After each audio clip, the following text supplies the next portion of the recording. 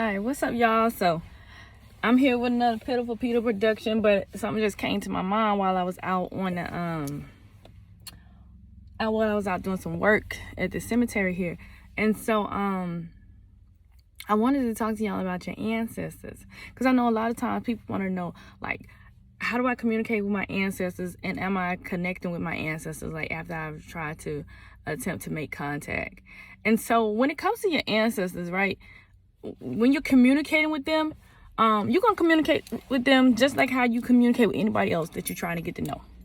All right. I know, like, a lot of people be having, like, all these little fancy rituals and things like that. And you can do that, but build a rapport with your ancestors just how you would build a rapport with a person that you don't know. So, like, if you meet a cute girl or a cute guy or somebody you want to be friends with, what you gonna do? You're gonna ask them a couple questions. You know what I'm saying? You're gonna figure out some things about them. And so that's the same way that you're gonna be working with your ancestors. You're gonna figure out some things about your ancestors. All right, so you're gonna establish that rapport. So what I did when it came to me establishing my rapport with my ancestors, I used to, like, literally just do, like, normal stuff. Okay, I know there are ancestor rituals and ancestor prayers out on Dr. Google, but you really want to get in the habit of doing rituals and doing things that are conducive to you and that are resonant with you and your particular ancestors, because not everybody's ancestors want the same thing. All right, so what I like to do, all right, because I have a whole lot of ancestors on the other side, I like to, sometimes, like, if I'm cooking, I'll take them some of the food that I know that they would enjoy to provide them an offering. All right, so one way to connect with them is to provide them an offering. Now, this offering can just be I'm off the strength type of offering. I'm just offering you something because you my ancestor type of deal, right? It doesn't have to necessarily be tied to you needing something from your ancestors. How I like to say it, like, you wouldn't ask nobody to borrow $10 if you don't know them, now do you? Would you? So if you wouldn't borrow $10 from a stranger, then don't go asking your ancestors for nothing if you haven't established that relationship with them. So I like to provide them an offering. So if I'm cooking some food that I know they love, I'll go give them an offering.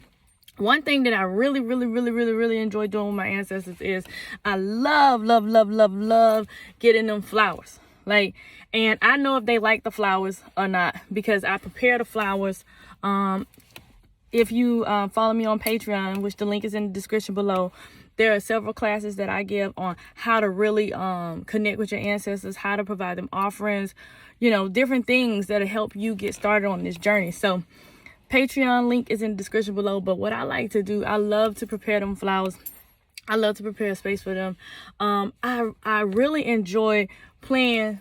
I got this playlist, like this ancestor playlist. Like, if you look at my iTunes library, you'll see ancestor playlist, and it's literally all the songs that I heard them playing growing up. So if I go to my aunt's house or I hang around with my granddad or whomever, it's all of the songs that I heard them singing or playing when I was growing up. And so what I do is I actually sit down there and sing it with them. My kids do it. We all just get so engaged in this little thing, and it's just like us, it's almost like we chilling with family on the weekend. So I go visit with them quite often. I always be talking to them like normal throughout my day. Especially if something happened that I didn't expect. It's like, oh, I give thanks to my ancestors, and I give thanks to them, for answering questions or things like that. But it's this constant line of communication that I open up to them so that they can know that they can come to me whenever they want.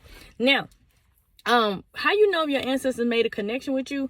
Your ancestors are going to come to you in some ways that only you will understand, all right? Or they'll come to you in ways that you may not even be paying attention to, right? So one way that my ancestors love to come to me is during my dream state. If I'm dreaming, my ancestors enjoy coming to me. I'm talking about whichever ones. It don't matter if they're the black ones, the white ones, whichever ones. They love coming to me in my dream state. All right. They also love coming to me in waking visions. Now, when they come to you in your dream, they may present themselves in a way that they may seem, well or unwell. I don't like to call them sick, but well or unwell. So if they come to you in an unwell state, not saying low vibration, because that's a whole different thing. I ain't talking about the angry, like, because sometimes these certain types of spirits will come and they'll be in an angry state, and that's a whole different ball game. All right, so say they come to you in an unwell state, like they appear sick or things like that, or they acting out of character. They may be presenting to you something that they need for you to assist them with, in their healing. Because the more that you grow on this journey and the more that you heal on this journey, the more that they're going to grow and the more that they're going to heal, especially if they're unwell. Now, if they are well, they will present, just themselves to you or images to you. They might not even say anything the first time of communicating with you, but also they may say something, or they may show you things in your dream state, which is why you need to keep yourself a dream journal. You need to keep yourself a dream journal, a dream log, so that you can be able to interpret these messages later on and understand what it is that they're saying to you. All right. Also, they might present themselves in a vision. Like I told y'all, in the visions be happening so quick. All right. So you might see an image. You might see them. It may be something so quick. It can either be a regular vision or a waking vision. When you're in between the dream state and you're in between the waking world, or when you're moving about your day, or when you're daydreaming. So they're going to come to you in different ways. They may even come to you in music, right? You might be listening to a song. You don't answer your ancestor's question, and the song might say a couple of words or a sentence that answers the question that you asked them. So you got to be paying attention to all of the clues that your ancestors could possibly be giving you. All right, because they can come in the weirdest way. It could be as simple as a dog doing something in front of you, or your kids playing in front of you. Like, it could be as simple as you receiving a letter with just a big bold yes on it, and you like, what this big bold yes doing on this envelope? But then you open it, you realize it's junk mail, but the answer said yes on the front of it. So they could come to you in so many different ways. That's why you have to be open to receiving the ways that they are going to come to you. All right. What other ways could they come to you? I've seen ancestors come in the form of numbers. Now, they might not even be the repetitive numbers. They may just be a number that you see all the time. And this is another way that they can communicate with you, because now they want you to break down the numerology. All right, so that you can really understand the messages. That's why you got to always have you a pen and paper handy, or, have your little notepad on your phone and things like that, so that you'll be able to decode these messages that they're sending you. You might have a question, and then a YouTube video like this pops up and answers all your questions. And that's your ancestors speaking to you. So you have to be open to the communication of your ancestors as well. But this communication, again, could come in any way. But here's the thing, you guys, and one thing that I am so hard up on is, when it comes to you specifically, it's great to get insight. It's great to get insight. It's great to know certain things, how to prepare certain things, the basics of these things, right? But the best thing for you to do when it comes to communicating with your ancestors is do what resonates with you and do what works for your ancestors. All right. If your ancestors didn't eat fried chicken, don't offer them no fried chicken. I'm just saying, like, this is a good example. If they didn't drink liquor, don't offer them liquor. You know what I'm saying? Because you might do that for that one particular ancestor, or these people may do that for their ancestor, but that might not be something that they interested in. Okay, so you gotta, once you begin communicating with them and you doing your work and things like that, they're gonna begin to reveal things to you. You trust and believe that they are going to reveal things to you, and you're gonna be like, oh my goodness.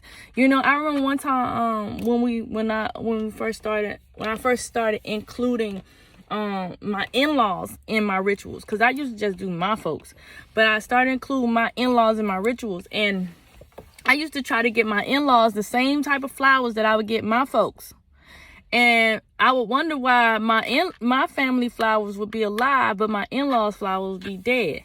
And I realized that my in-laws didn't like those particular flowers, and they didn't like those color flowers.